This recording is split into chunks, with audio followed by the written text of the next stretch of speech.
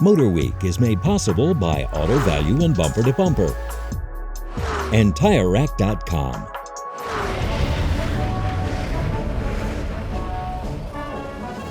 It's 0930 here at the VFW in Leesburg, Virginia, and the lot is filled with military vehicles from Jeeps to Humvees. And today's mission is to get them out and stretch their legs. You know, military vehicles... Come on, Carlos, it's 0930. Time to gear up, get in a vehicle, and hit the road. Yes, sir. Let's go. What's better than hitting the road for an early morning cruise? Well, if you asked this group, they'd say getting off the road.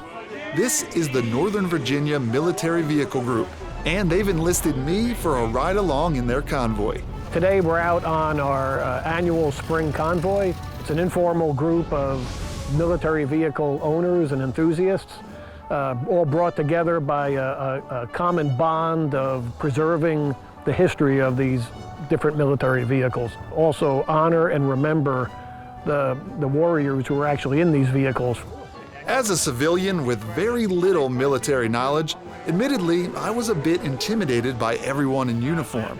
But after a little mingling and a formal introduction, it became clear this group is welcoming to everyone and has been since its humble beginnings. It started maybe almost 10 years ago with just a handful of vehicles, and amazingly, as we drove through on some of these things, we would have people wave us down and say, hey, I've got a Jeep too, can I join you? And then word of mouth spread and started from maybe 4 or 5, 6 vehicles 10 years ago to we've had upwards of 20 vehicles in some of the convoys. While today's convoy represents decades of vehicular military history, the majority is made up of World War II Jeeps. So I'm driving a 1944 Willys MB, one of about 300,000 that were built during World War II. Both Willys and Ford built them during the war. Willys started and realized they didn't have the capacity to build enough, so they licensed out to Ford to build as well. But this one's a Willys. Actually, my father bought this Jeep in 1951. He came back from Europe after World War II. I learned how to drive this when I was 10 years of age, and by the grace of God, myself and my brothers didn't wreck it. And honestly, even if they did, the brothers probably could have put it back together themselves. But you gotta remember, these things are built for guys with, by and large, 9th grade education. So as long as it's documented in the manual and your Jeep is stock, you can pretty much figure it out. And you're not gonna break anything. If you were to tell me that I was gonna be replacing engines and rebuilding transmissions and fuel systems and electrics and stuff like that, I would have said no thank you. But it's like I was telling these guys today, it's as much fun to work on these as it is to actually drive them. It's a vehicle that is 81 years old, and yet we're still out there using it. Some people restore them to what we call show condition in terms of like factory line conditions, so it's just rolled off the factory line.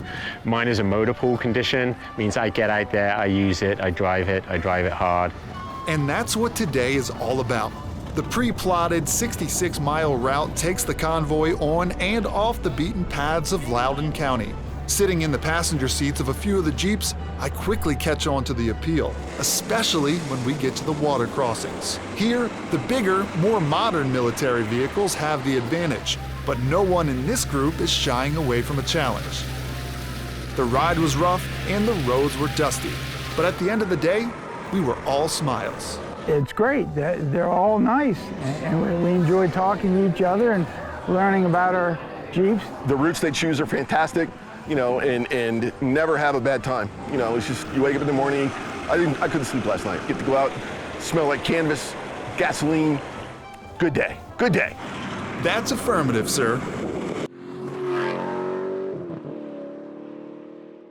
The MotorWeek app, which includes our latest reviews and feature stories, is now available for mobile devices.